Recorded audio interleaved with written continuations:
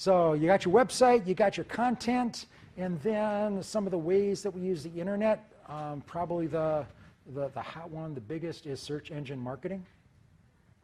And this is, do I have a definition of search engine marketing?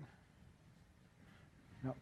Search engine marketing is tapping into, when customers go to search engines, they're looking for something specific. And because they're looking for something specific, they have intent. In the olden days, that used to be why you do the yellow pages. In the yellow pages, when somebody picks up the yellow pages and starts looking for something, you know they've already decided they need something, and it's just a matter of which one. Similarly, when it comes to search engine marketing, when a person goes to a search engine, they have something specific in mind that they're looking for, and they intend to do something about it. Otherwise, you wouldn't be searching. So the idea with search engine marketing is, if I can identify people who are looking for something that I might provide, then it would make sense for me to share that opportunity with those people, and they would be gratified by knowing that I was there for them. And there's two approaches. There's paid and organic. Paid is where you pay money, to have your ad placed in when people search for a specific term. And in most search engines, that shows up in some way, shape, or fashion as sponsored or paid, so that it's clear, as least clear as they can make it without upsetting customers, that it's paid. And then underneath the paid, they have the organic, or the search that comes up normal. And what happens is there's a synergy between them. Is if you have paid search will drive a lot of traffic to your website, and then when you have a lot of traffic going to your website, the search engines will pick up on that, and that will improve your rankings in the organic search because it appears to be relevant to a lot of people. And the goal in search is to own the term. And own the term is when a customer searches, your product comes up first in the paid and in the organic search. It's like, okay, that's a win-win. So paid search is creating clickable ads and paying to have them displayed. The listings are created dynamically based on what they're searching for. And in order to do this, there are two elements.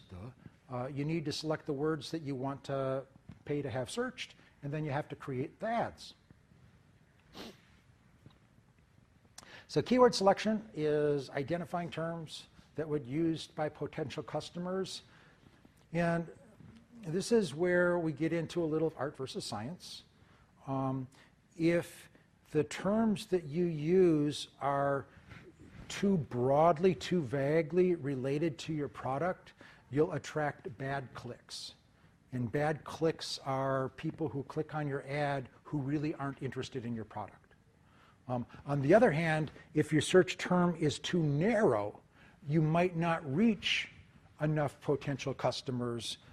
You'll get too few clicks, but they'll be good clicks. So you want to have that balance. I want to have the terms that are relevant and are going to drive enough traffic to my site to generate the business that I want to generate, because it was strategy first and I'd already decided how much business I want. I have heard, for example, in seasonal campaigns, there may be I just heard this the other day, I thought it was brilliant. There may be an argument for buying bad clicks.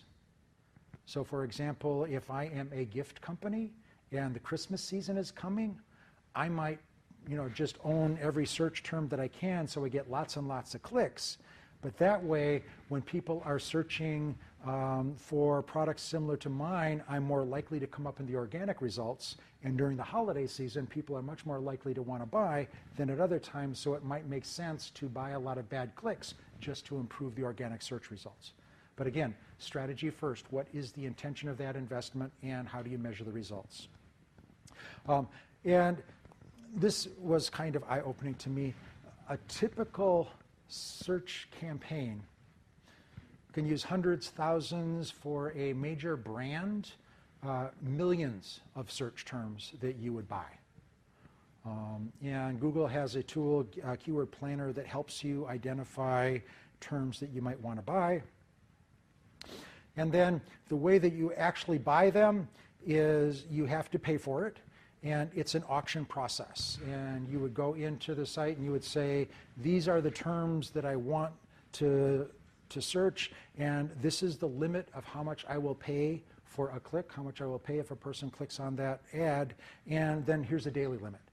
So I might say I want to search, I want to own the topic amazing informative college classes, and I am willing to pay $1 a click for amazing informative college classes, and I'll pay up to $1,000 a day or 1,000 clicks.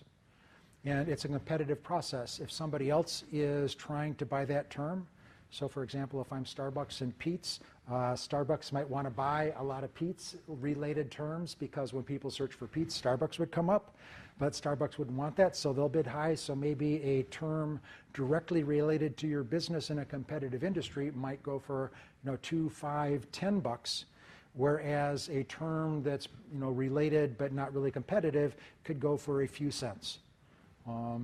Average is around $1 to $2, but the range is so large that the average is almost meaningless.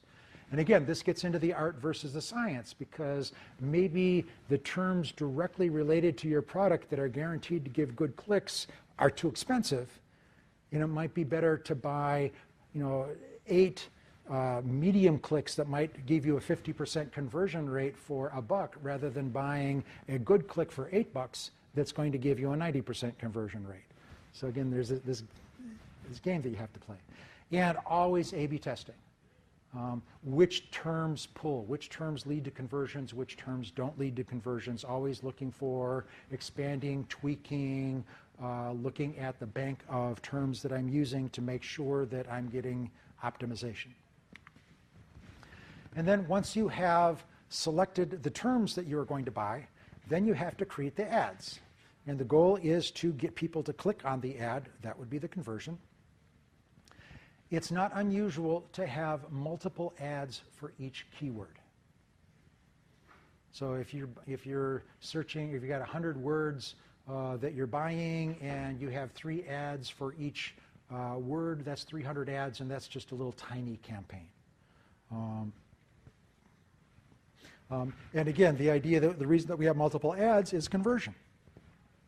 Let's continually test which ads attract clicks, which ads don't attract clicks, trying to improve that conversion rate, always trying to optimize.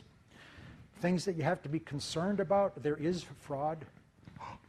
You mean people are dishonest? And some of the fraud that's out there is you've seen the clickbait, right? You wouldn't believe what's happening to these people now. And the idea is that there's nothing there. All they want you to do is click on it, so that you'll click on the banner ad and they'll get paid for having attracted a click to the banner ad.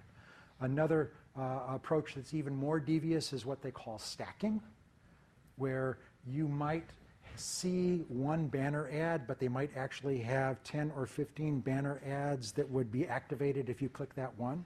So to you as the customer, it looks like you're clicking one, but me as the marketer, I'm paying for 15, because all of those things, and they were invisible to the customer, so it was just totally useless to me.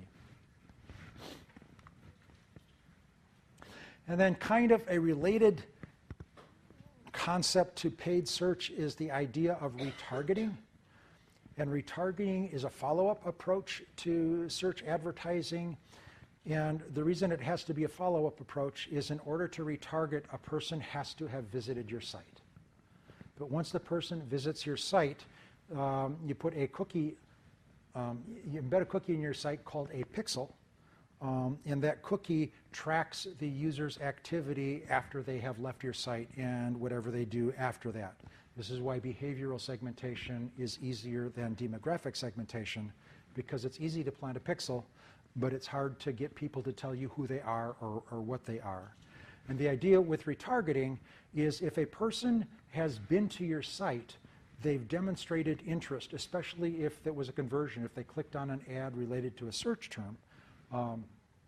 So they've demonstrated some kind of interest, and with retargeting, you follow that individual, and then later in their internet activity, you serve them up the same ad.